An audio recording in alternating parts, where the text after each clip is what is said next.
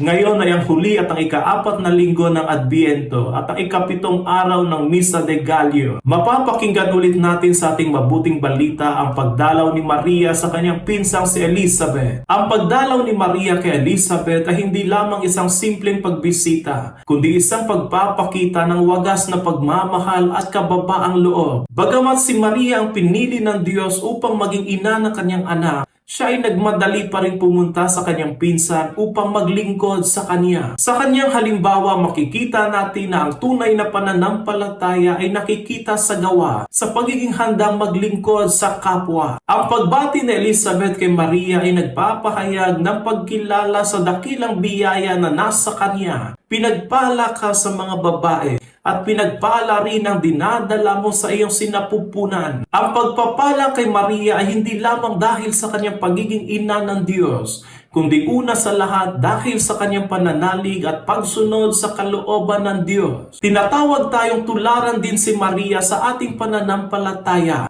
pananampalatayang buo at tapat at nagtitiwala sa plano ng Diyos higit sa lahat. Sa pamamagitan ni Maria at Elizabeth, ipakita natin ang ating pananampalatayang aktibo at naglilingkod at pananampalatayang puno ng kagalakan at pag-asa.